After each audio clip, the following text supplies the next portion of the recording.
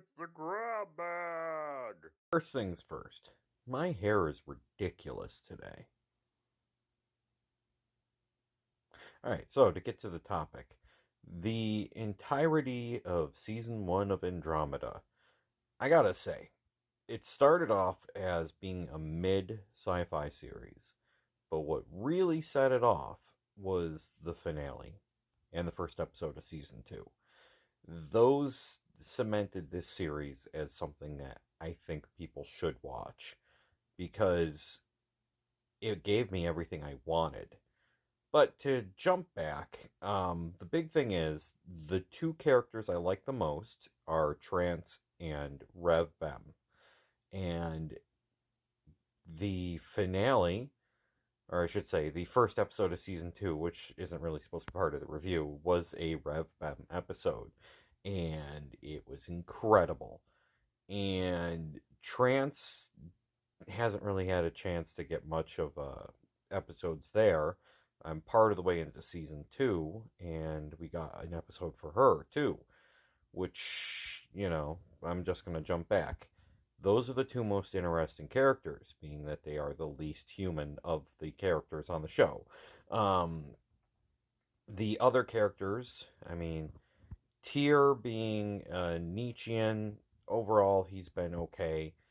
I'm I'm like, okay, he's sort of like trying to be like the Worf of the show, but also mixed with Spock. You have Harper as a tech guy, and he's over caffeinated, is the best way to describe it. Becca is the second in command, and she's okay. Um, but Rev Bem has been a very interesting character, and there was an episode about him prior to the first episode of season 2, but going into him and his species, and basically they are pretty terrifying as a species.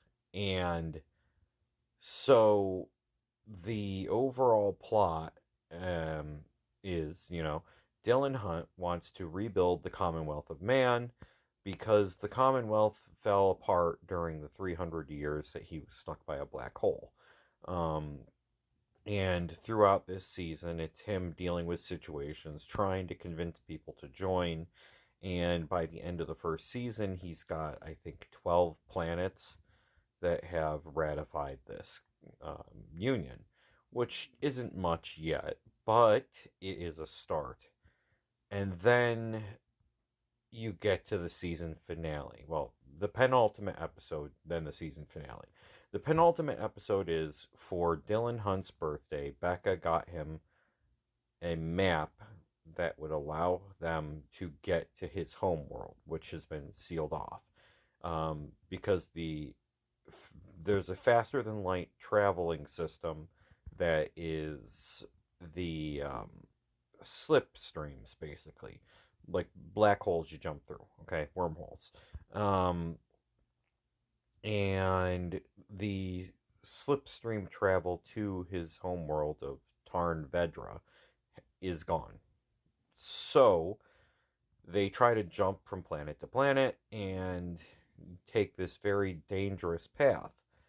And it's pretty interesting. And during this time, Becca is doing a special kind of drug that she drops into her eyes that's like super cocaine, basically.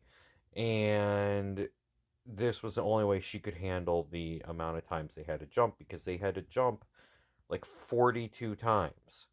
And the longer you're in slipstream, the more it affects you negatively. And she was just trying to do it fast. Well, then when they get that done, they don't get all the way there. They turn around, and she um, basically is put into detox. And then the season finale, Harper is going through the programs while they're working on the ship, and he stumbles across a sealed memory, and he unlocks it. And, oh boy, does that start a lot of craziness. So basically, the Andromeda's previous self takes over and deletes the current self's memory, and the AI takes over the entire ship and starts jumping them to its destination, which they don't know until they get there. And when they get there, this is when the show really, really got interesting. There is a gigantic, the best way to describe it is worlds ship. It is 10 worlds connected together with a sun in the center. And they see it, and immediately they get attacked. And they get wrecked. And that's the, ending of the first season. Everybody's lying on the ground. They're injured. It's like, oh no, what's going to happen next? And then, season two begins with, well, Harper and Tyr were brought to the world's ship, and it is a Magog transport with trillions of Magog, which the way that the Magog reproduce is very much like Alien. They inject larvae into people, which grow and then burst out of them. And then usually it's like 12, so they can inject about 12 per person.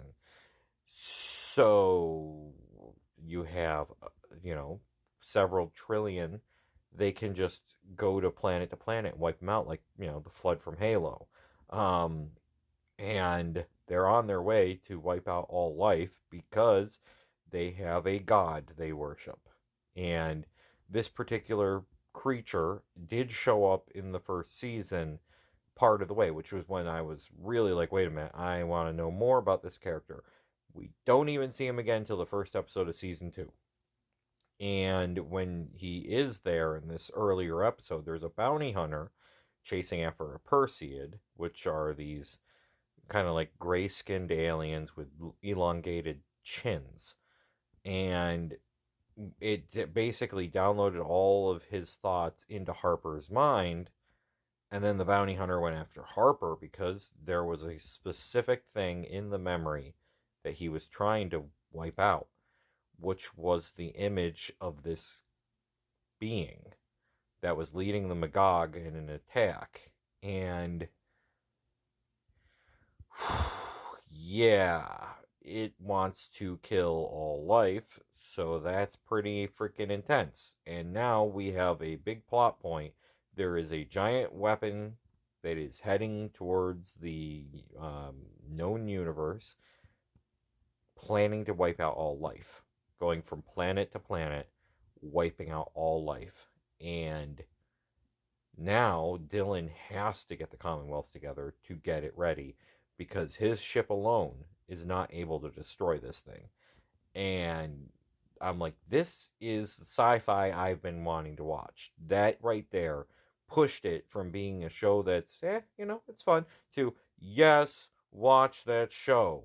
It is like, just, there's a lot of hit or miss episodes on the way, but that season finale in the first season of season 2 just knocked it out of the park. I am now watching it because I want to see what happens with this story and if they can stop this thing. Hopefully, because there's 5 seasons, they actually get to, and basically by the end of the first episode of season 2, they used a Nova bomb to blow up the sun, and it just simply slowed it down because they were able to build a new sun, but it takes time. So now they have 3 years before that thing has another sun and can, jump into slipstream. So now that thing can only go, up to light speed, so it's slowed quite down. So they have a 3-year timetable to get things ready to go and attack it. And I'm like, yes, that sounds awesome. So hopefully the show kicks up really good in season 2.